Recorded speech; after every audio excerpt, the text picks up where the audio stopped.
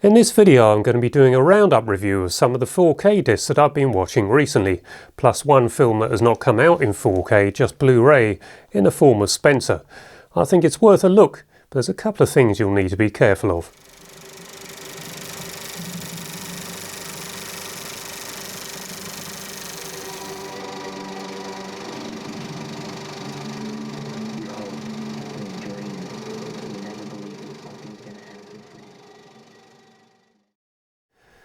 Backdraft is Ron Howard's 1991 classic with a superb cast, a great score by Hans Zimmer, the most realistic fire effects you're ever going to see, mainly because they were real and the actors really were in there, and a good story to weave the whole thing together.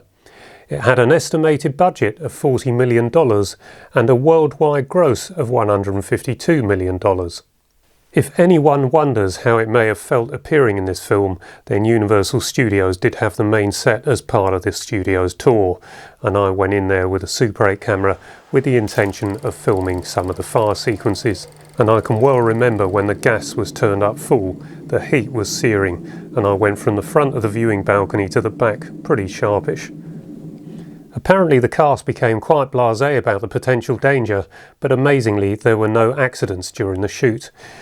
I've read that 6 of these shots were reworked in a computer by Industrial Light and Magic, and it's detailed in their second book, Into the Digital Realm, so you may see a little image degradation where ILM and perhaps other special effects companies have reworked some of the scenes, but I think given the standard of the work here, we have to forgive that. Computer imaging was not of the standard it is today, and fire in particular looked particularly unreal.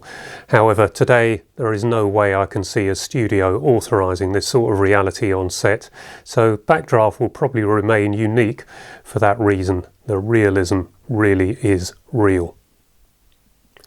There is an aspect ratio of approximately 2.4 to 1, the scope frame.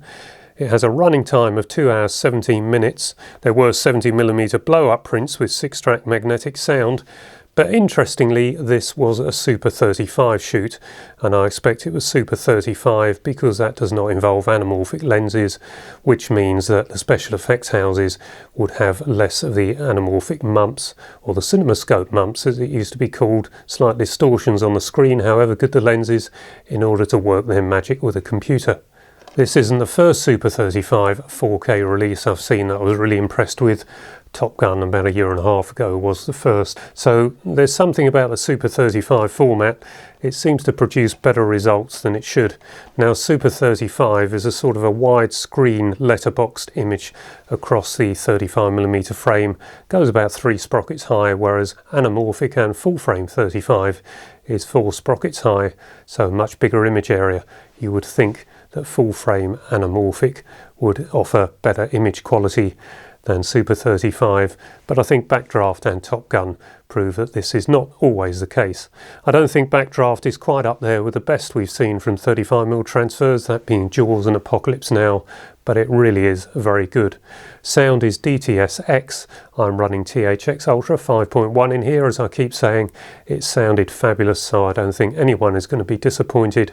The realism on set and the sound really does put you in the picture, so perhaps turn your heating up, you're going to feel like you're really in it.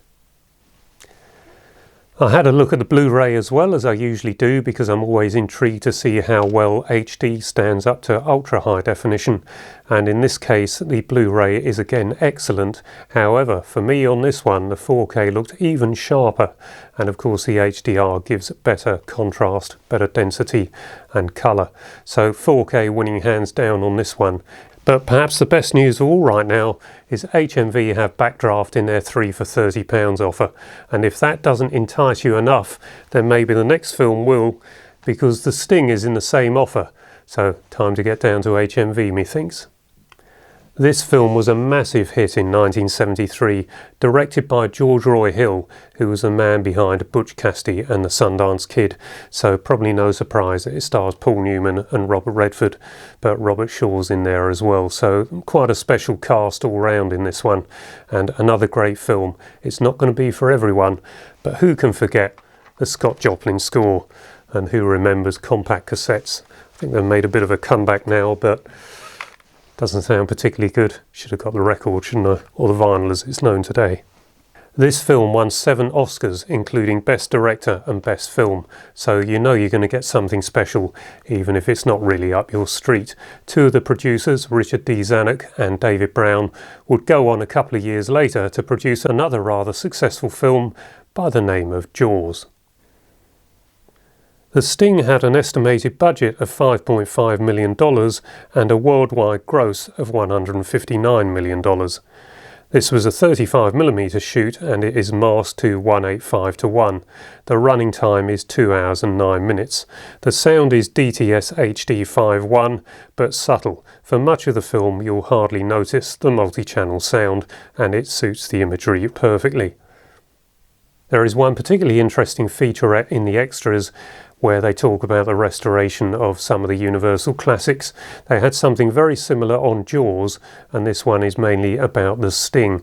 And one of the technicians does explain that modern scanning of a film does exacerbate film grain, and that possibly explains why some films have grain that on these new transfers is visibly too coarse, and perhaps why others have digital noise reduction applied because it is obviously too coarse. The original release films did not look like that, and they've tried to rescue the situation by a little digital noise reduction. I know there's been complaints and people have asked me to look at the transfer for Terminator 2, and that's possibly what has happened there, because people are reporting that skin tones look too waxy. I haven't seen that disc yet, but I will see it one day and I'll give you my thoughts on that then. Because the film is set in the 1930s, the film grain does actually suit the look of the picture, so it's not something I'm particularly bothered about. It's not too harsh really, but probably a little more coarse than it was in cinemas. Having said that, this is exceptional quality, and to have something that's almost like a 35mm print for just a £10 investment at the moment really is something special. I had a look at the Blu-ray and that does appear to have come from the same 4K transfer. It's very good, but again it's the HDR that makes a difference with the 4K, the density and the colour. Now it may be sharper on the 4K, and as I keep saying, if we had a 25 to 30 foot screen in the home, I'm sure we'd be able to perceptibly tell a difference between the two formats.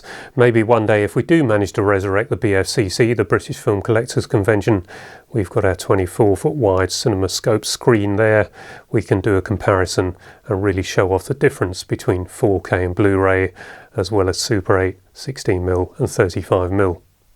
So the Sting.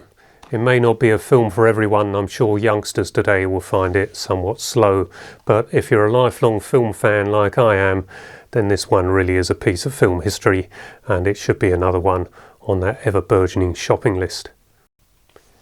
Now, Baby Driver. This is one 4K disc that I received many requests for me to take a look at, and after Edgar Wright's last film, Last Night in Soho, I didn't take much persuading anymore, so finally picked up the 4K of Baby Driver. This film had an estimated budget of $34 million and it had a worldwide gross of $226 million. It has a running time of 1 hour and 53 minutes, an aspect ratio of approximately 2.4 to 1, and the sound is Dolby Atmos. In here, as I keep saying, THX 5.1, and this one sounded absolutely brilliant. The highlights of this film for me are the opening getaway drive and the scene where one of the thugs is instructed to get Halloween Michael Myers masks, and he turns up for the raid and he's got Michael Myers Austin Powers masks. I just thought that was hilarious and really one of the highlights of the film. Now, I didn't enjoy this as much as I hoped, and the reason for that was that it really is excessively violent for my taste, but I did really like the Angel Elgort character of Baby and his hearing problem, which means he's always got earphones in listening to music, because that rather kills the tinnitus he's long suffered from. And it is the music that he listens to that means he can drive the way he does, and his real track of choice for the worst situations is Queen's Brighton Rock, but I don't recommend anyone else plays that in their car, otherwise you're going to think you can drive like Baby Driver. As a result of Baby constantly listening to music, much of the film is set to music, and that is another reason why I'm sure this film really appeals to youngsters or younger audience members. I very much like the music too, and it does give it a very good atmosphere. Now this appears to have been a 35mm shoot, but it's only got a 2K digital intermediate. That's a bit of a problem with a lot of films nowadays. The crew and the director, they put the effort into shooting something rather special with 35mm. There's probably video in here as well, but in the end the whole lot gets shrunk down to 2K, and it really does lose something in that sort of transfer.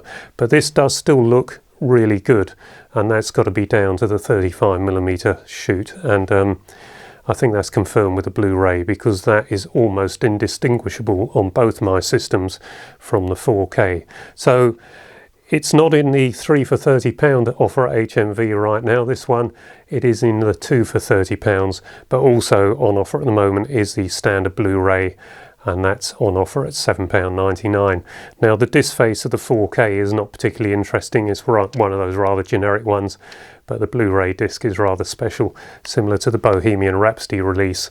It's in the form of a vinyl disc, a record, and quite nice on there. Instead of the arm and the stylus, it's got a car going around it. I rather like that.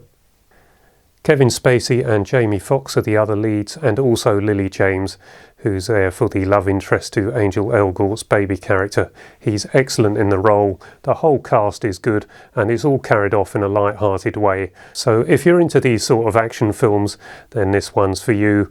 The violence may turn a few people off, as it did me, but overall a good film and well worth a watch. And that brings us to the final film in this roundup, and as I mentioned, it's the Blu-ray of the recent release for Spencer. This is a fictional account of a weekend near Christmas, sometime towards the end of the marriage of Charles and Diana, just before it all finally broke down. It's a fictional account, and there does seem to be a little license, I suppose, in terms of portraying the royal family. Now, I haven't got much experience of the royal family, but I've met a few of them. The Queen, the Duke of Edinburgh, sadly died last year, and they're not like the people represented in this, not in my experience anyway. And there's a couple of things that Lady Diana says in this that I really can't imagine that she would have said. She is played by Kristen Stewart, and I think we're going to be hearing a lot more about this actress in the years to come, because she is absolutely brilliant in this one. This film had an estimated budget of $18 million, and it had a worldwide gross of $20.5 million. It has a running time of 1 hour and 57 minutes. The aspect ratio is approximately 1:66 to 1, so the old widescreen format in Europe. The sound is Dolby Digital 5.1, and it suits the production very well. This was shot in a combination of Super 16 and Super 35. It's not the most vibrant Blu-ray you're ever going to see, but it does suit the film and the period very well. It did have a 4K digital intermediate master, but perhaps it's a good illustration that it's not really the 4K, 2K, 8K, whatever it's scanned at. It's the originating format. So if a film is shot in 65mm for 70mm release, and then that one goes down to 4K or Blu-ray, it's going to look better than something that's shot on 16mm and has a 4K intermediate master. That's just the way it works, and I've been trying to point that out since the first video I did about 18 months ago. Another factor that tends to affect how a film looks is if it's mainly set outside and in sunny conditions, then the cameras pick up more light, more detail, and it all seems to look better in the end product. And in that regard, if you leave a comment to this video and you don't have a reply from me for a while, it's because I'm off to Egypt. Well, no, not really, but as many of you know, Death on the Nile is playing at the Odeon Leicester Square in 70mm, one of the 32 70mm prints struck for worldwide use. So, might be away from my desk for a few hours. So, until the next video, bye bye for now.